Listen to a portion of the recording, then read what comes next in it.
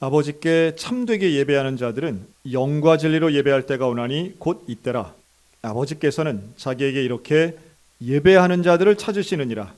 하나님은 영이시니 예배하는 자가 영과 진리로 예배할지니라. 아멘. 자, 우리 교회가 중요하게 여기는 사역 5가지가 있습니다. 따라하겠습니다. 예배, 교육, 선교, 봉사, 친교. 우리가 2017년부터 이 5가지 사역을 1년에 하나씩 우리가 주제를 정하고 실행을 했고요. 이제 이 5가지가 한 바퀴 돈, 이제 한 텀이 끝나고 제 입장에서는 이제 2번째 텀이 시작이 됐습니다. 개인적으로 좀 아쉬운 것은 작년 한 해 우리가 친교를 주제로 해서 코이노니아를 위해 참 오랫동안 준비했던 프로젝트와 행사들을 못했던 것은 아마 제 개인적으로는 두고두고 좀 안타까운 일이 되지 않을까 하는 생각이 듭니다.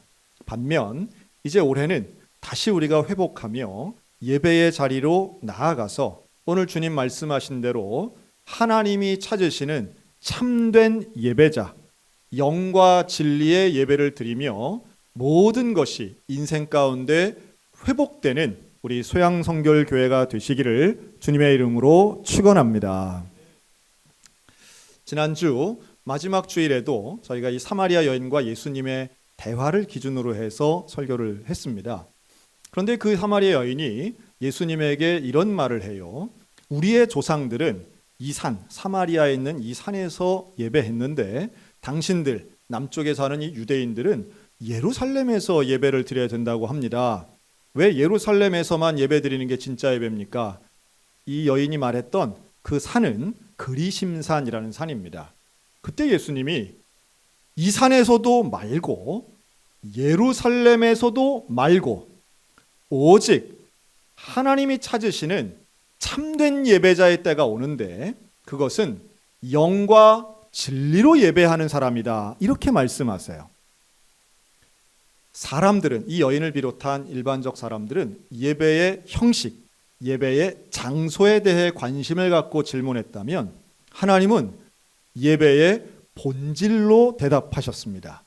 예배의 본질이 뭘까요? 그게 바로 참된 예배, 진짜 예배고 그 예배는 영과 진리로 드리는 예배라고 예수님이 말씀하십니다. 그러니까 장소가 아니고 형식이 아닌 영과 진리, 본질이 중요하구나. 아마 여기엔 다 동의하실 거예요. 하지만 우리가 간과하지 말아야 될 것도 있는데요.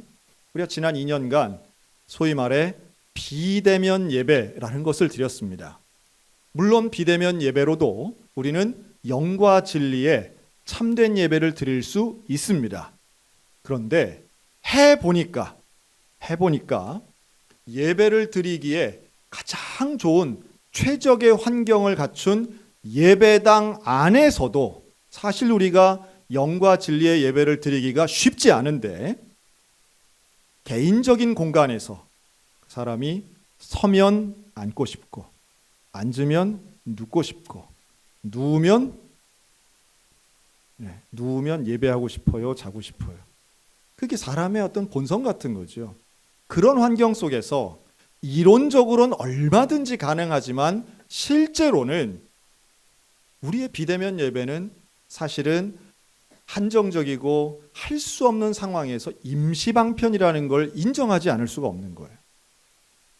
여러분, 올해는 우리가 모여서 드리는 이 예배, 또 하나님 앞에 참된 예배를 드릴 수 있는 이 모임의 예배가 끊어지지 않도록, 사라지지 않도록 기도하는 한 해가 되었으면 좋겠습니다. 하나님이 정말로 찾으시는 예배가 무엇인가?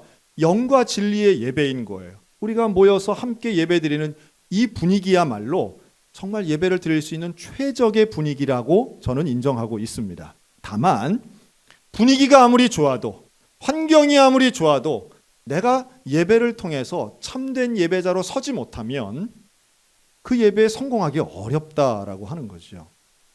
이 예배를 가리키는 이 라틴어나 헬라어가 참 여러 가지가 있습니다. 이 레이뚜르기아라는 단어도 쓰고요, 유카리스트리아라는 단어도 사용하는데, 근데 이런 예배의 단어들은 대개 예전, 즉 형식에 관련된 단어라면 오늘 예수님이 말씀하시는 참된 예배는 프로스쿠네인이라는 단어인데요. 이 말은 하나님 앞에 엎드려 경배한다라는 뜻입니다. 조금 풀어서 얘기하면 참된 예배는 하나님과 예배자 사이에 관계가 있는 예배가 참된 예배라고 볼 수 있죠. 제가 한 예를 한번 들어보겠습니다. 여러분, 만약에 친구 생일 잔치가 이제 열려서 초청을 받았다고 생각해 보세요. 그래서 그날의 그 시간에 맞춰서 초대장을 들고 그 집을 찾아갔어요. 그랬더니 입구부터 벌써 해피 벌스데이 딱 붙어 있고 누구나 오시라고 문을 열어놨어요. 갔더니 뭐 3단 케이크 있고 음식도 많이 차려졌고 또 친구들도 많이 왔어요. 그래서 아주 흥겨운 분위기가 가득했어요.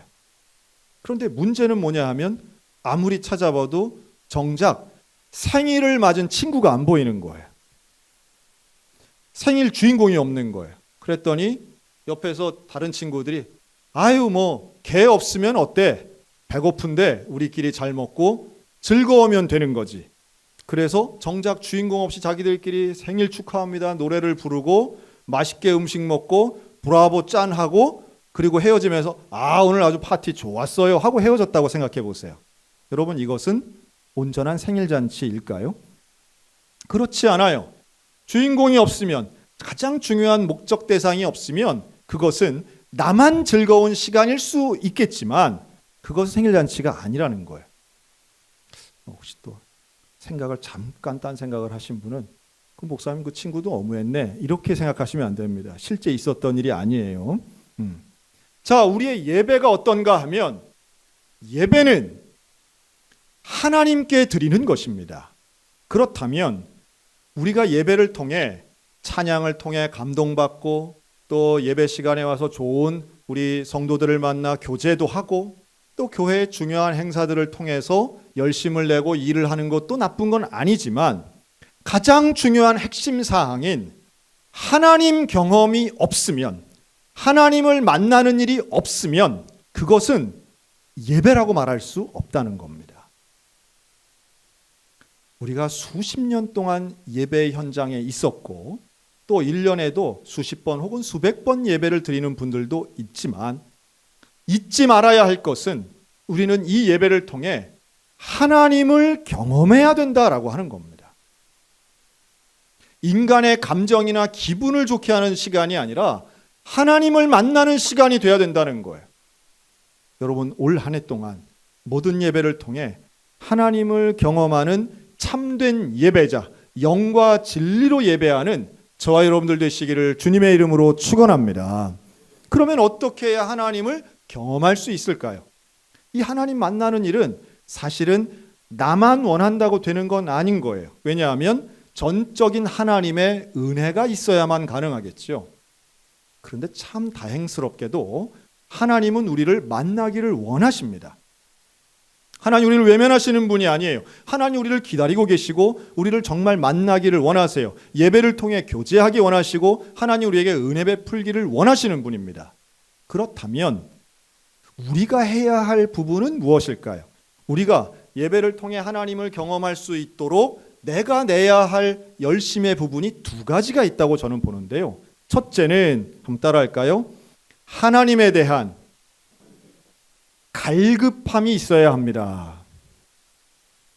그러니까 즉 하나님을 만나고 싶어 하는 마음이 있어야 되는 거예요. 하나님에 대한 갈급함, 하나님을 정말 경험하고 싶다라고 하는 그 마음이 있어야 됩니다. 이 마음 들게 하는 것이 설교자로서의 가장 큰 목적 중에 하나예요. 여러분들의 마음속에 나 하나님을 만나고 싶어, 하나님을 경험하고 싶어. 여러분, 이 마음, 그 갈급함이 우리를 참된 예배로 인도할 수 있습니다. 두 번째 방법은요, 한번 따라할까요? 하나님에 대해 알아가자. 그러니까 하나님에 대한 지식, 하나님에 대해 아는 지식이 많아질수록 사실은 하나님에 대한 경험을 할 가능성도 많아집니다. 이게 우리가 할 수 있는 바예요.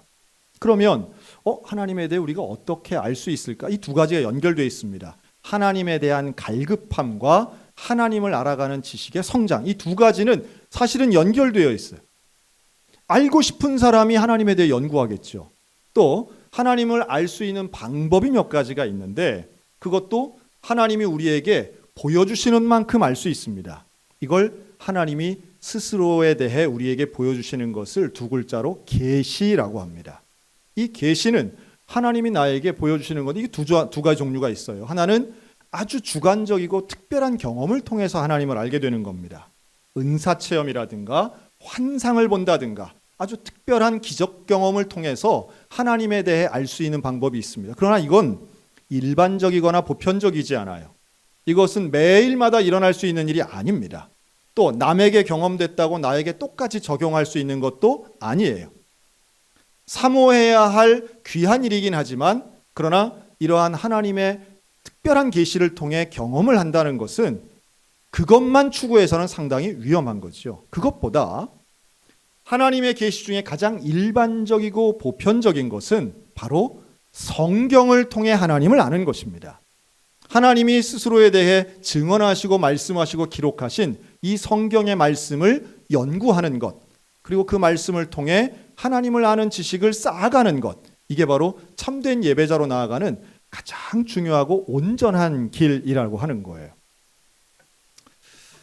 여러분, 2020년과 2021년 2년 연속으로 우리나라를 이제 대표하는 검색 사이트죠. 네이버라고 하는 회사가 있습니다.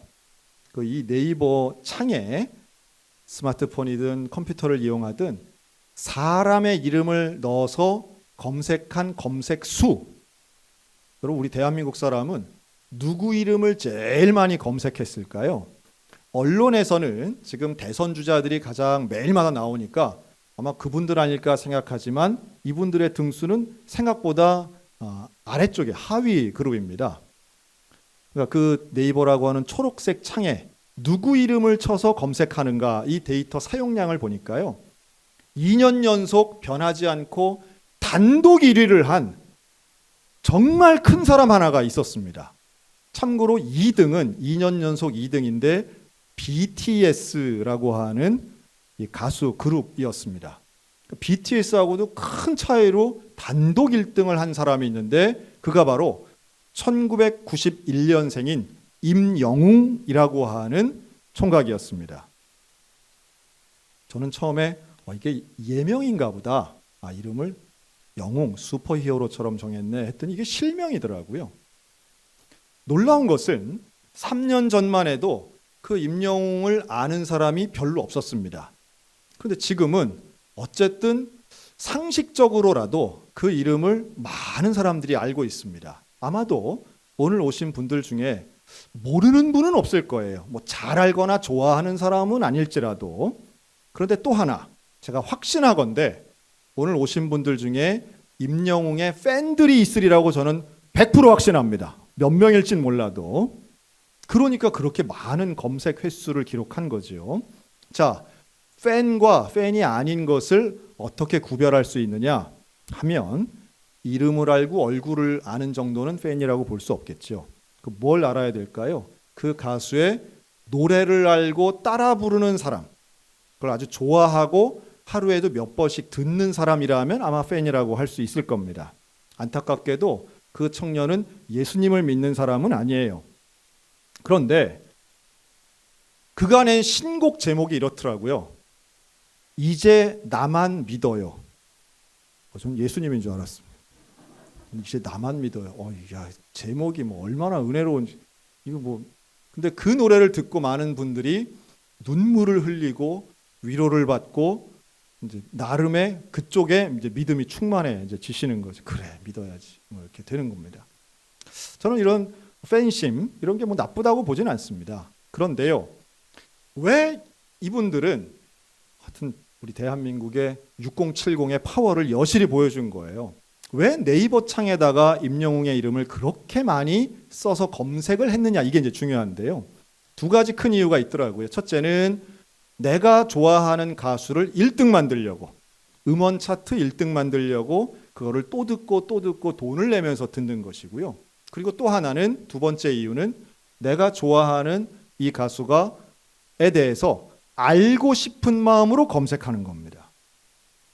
그래서 고향 이 정도는 될 것도 아니고 무슨 음식 취향, 오늘의 컨디션, 뭐 이번 주 스케줄 이제 이런 걸 다 꿰는 거죠. 손주보다도 어린데 그냥 그거 다 알고 그걸 연구하고 또 건강을 위해 기도하고 이제 이러시는 분들이 많은 거예요. 자, 그러면 임영웅은 나를 모른다 할지라도 그렇게 연구하고 검색해서 많은 걸 알게 되면 여러분 실제로 그 가수가 나와 노래 부를 때 그 음악이 어떻게 들릴까요? 아마도 관심 없는 사람하고는 차원이 다를 거라고 저는 확신합니다.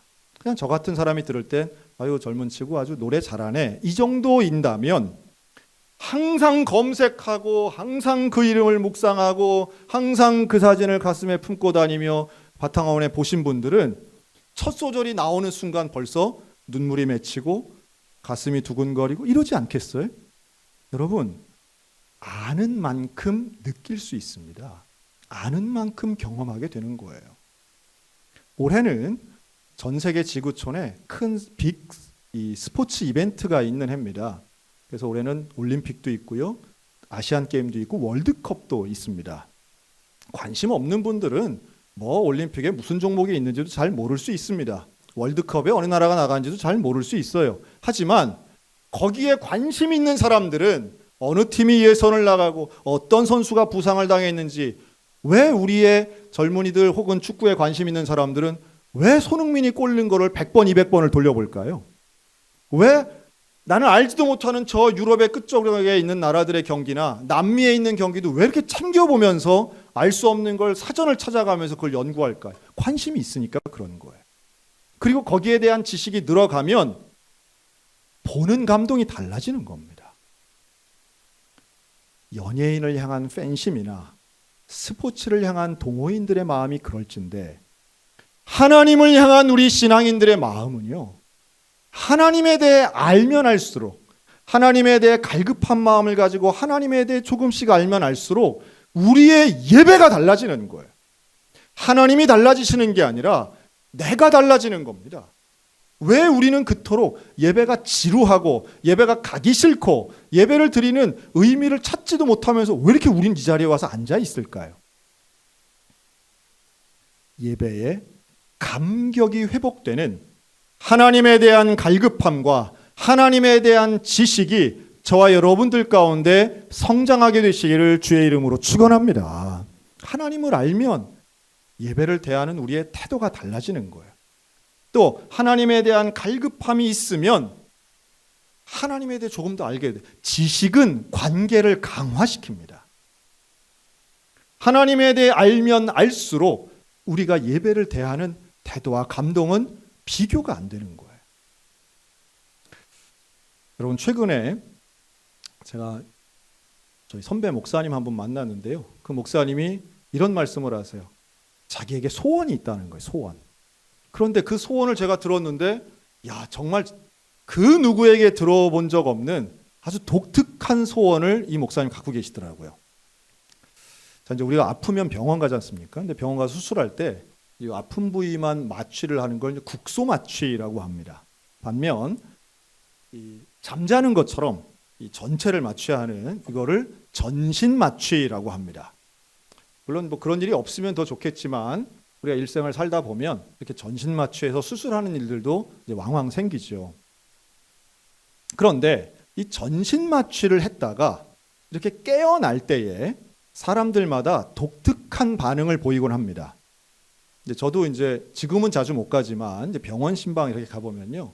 그렇게 마취했다가 이제 깨어나시는 그 순간을 그 아주 우연적인 것도 있는데 이렇게 본 적이 있어요. 근데 그 목사님은 병원 선교 많이 하시면서 이제 그런 장면을 많이 보신 거예요. 아마 여러분들 중에는 가족 외에는 그런 거 보시는 분이 의료인이나 가족 외에는 별로 없을 텐데요. 이렇게 전신 마취가 풀릴 때에 사람들은 일반적인 잠꼬대보다 훨씬 더 구체적이면서 정확한 발음의 말을 하는 경우들이 많습니다. 이걸 이제 선망 현상이라고도 하는데요. 마취하고도 물론 연관성이 있습니다. 그런데 그 말하는 내용들이 때로는 보호자나 옆에 있는 사람을 좀 당혹시킬 때가 있어요. 왜냐하면 그 사람이 평소 하던 말이나 내용이 아닐 때가 있기 때문입니다. 예를 든다면 갑자기 막 욕을 막 하거나 깨면서, 혹은 무슨 평소에 별로 잘 좋아하지도 않는 군고구마 사오란 말이야 막 이러면서 소리를 지른다든가. 하여튼 저도 그렇게 신방 가서 또 오빠 소리도 들어본 것 같아요. 그래서 이제 잘 들어보니까 이름은 제 이름이 아닌데 그 이제 40년 전에 헤어진 그 오빠 데려오라고 이제 뭐 막 이러신 분도 있었습니다. 뭐 대개는 그것이 뭐 때로는 의미 없는 말을 하실 경우들도 있는데요. 그런데 워낙 발음이 구체적이고 이렇게 진짜 일상 대화를 하는 것처럼 하시다 보니까 처음 보는 분들은 좀 당황할 때가 있는 거죠. 그런데 그 저의 선배 목사님은 뭐라고 얘기하느냐 하면 나는 이제 뭐 언제가 될지 모르지만 혹시라도 내가 전신 마취를 해서 수술을 한다고 가정했을 때에 내가 마취가 풀리는 그 순간 나는 내 입에서 주여 소리가 나오는 게 소원이라는 거예요. 사실은 그 순간은 물론 정확한 건 아니지만 본인이 통제할 수 없는 무의식 가운데 말하는 거예요. 그건 뭐 죄라고도 볼 수 없고 뭐 대단히 뭐 잘하고 잘못한 걸 판단할 수도 없습니다. 그런데 바로 그 무의식 속에서도 이 목사님은 예수님에 대해 말하는 것이 자기 소원이라는 거예요. 하루의 일과가 끝나고 잠자리에 들 때에도 나는 다른 것보다 예수님께 기도하면서 자는 것이 소원이고, 아침에 일어나서 내 입에서 가장 먼저 나오는 단어와 말이 카톡도 아니고 유튜브도 아니고 나는 제일 먼저 하는 말이 하나님 감사합니다. 예수님께 기도하는 것이 맨 처음의 말이 되고, 누구를 만나든지 어디를 가든지 나는 하나님 생각하고 예수님에 대해 말하는 사람 되는 것이 나의 소원이라고 하는 그 목사님을 보면서 제가 큰 도전을 받았어요. 이분에게는 교회 성장이 소원도 아니고 무슨 목회 성공이 소원도 아니고 하나님 사랑하는 것이 일생의 소원이구나. 여러분, 그런 사람이라면 어떻게 예배에 성공하지 않을 수가 있겠어요? 하루 종일 하나님 생각하면, 그렇게 하나님에 대해 묵상하고 생각하고 무의식 속에서도 주여를 외치고 싶은 사람이라면 그 어떤 예배든 은혜가 안 될 수가 없는 거예요. 저는 예배가 지루한 이유가 뭐에 있을까 생각을 해봅니다. 설교자로서 설교 준비 잘 안 하면 책임이 크겠지요. 그러나 또 한편에서 생각하면 제가 예배자로서 예배 드릴 때도 마찬가지예요. 일주일 내내 단 한 번도 하나님에 대해 생각해 보지 않고 하나님의 성경 말씀에 대해 관심조차 갖지 않고 그저 바쁘게만 살다가 주일 오전이 되어서 예배 안 드리면 찜찜하니까 그냥 가서 앉아 있는 수준이라면, 그 가운데 나는 하나님에 대해 예수님에 대해 전혀 관심 없는 상태에서, 갈급함이 1도 없는 상태에서 와서 앉아 있다면, 그리고 앉아가지고는 뭐 스크린에 뭐가 흔들리네, 아이고 뭐 전기가 어디 나갔나 보네, 오늘은 뭐 온풍기가 따뜻하네, 주보에 무슨 옷자가 나왔네. 여러분, 이런 것만 관심 있게 보는 마치 예배의 관리자처럼 앉아 있다면 그건 예배 절대 성공할 수 없습니다. 예배는 누가 뭐라 해도 하나님을 만나는 시간이 돼야 돼요. 그런데 그 하나님을 만나는 것은 남이 만나게 해주는 것이 아니라 하나님에 대해 갈급한 사람이 마치 사슴이 시냇물을 찾기에 갈급함 같이 내 영혼이 주를 찾기에 갈급하나이다. 시편의 고백과 같이 하나님에 대해 갈급한 사람이 하나님을 찾게 되고 하나님의 말씀에 관심을 갖게 되고 그 관심이 한 발짝 한 발짝 하나님의 영광 가운데로 나아가는 도구가 통로가 되는 거죠. 여러분, 그때 경험하는 그 하나님의 은혜는 우리를 참된 예배자가 되게 할 줄로 믿습니다. 영과 진리로 예배한다는 건 다른 말이 아니에요. 하나님께 집중하고 정직하게 하나님 앞에 서는 것을 의미합니다. 사람을 의식하는 것도 아니고 하나님만 경험하기를 원하면서 그 말씀을 깨닫기를 원하고 하나님 만나는 것이 내 일생의 소원입니다 라고 말할 때에 우리의 태도는 진지하고 우리의 예배는 성공케 될 것입니다. 다시 예배의 자리로 나오신 여러분을 환영합니다. 그런데 이 예배의 자리에서 참된 예배자가 되시기 바랍니다. 온라인으로 예배드리시는 분들도 역시 마찬가지예요. 참된 예배자는 결국 하나님을 향한 갈급함과 그 하나님에 대한 지식의 성장을 통해 하나님을 경험해야만 합니다. 그리고 우리의 모든 예배가 하나님을 경험하게 된다면 우리는 자연스럽게 예배를 드리러 가게 되는 거예요. 예배를 드리러 가는 발걸음 위에 기대와 설레임이 있었으면 좋겠습니다. 예배가 의무고 예배가 지루한 것이 아니라 하나님을 경험하는 사람들만이 느낄 수 있는 그 감동과 기대감이 있었으면 좋겠어요. 올 한 해 여러분 이 예배의 자리를 빼앗기지 마시기 권면합니다. 그리고 예배를 드리며 참된 예배자 하나님이 찾으시는 바로 그 영과 진리의 예배자가 되어서 올 한 해 우리가 드리는 모든 예배에서 성공하는 온전한 예배자들로 회복되시기를 우리 주님의 이름으로 축원합니다.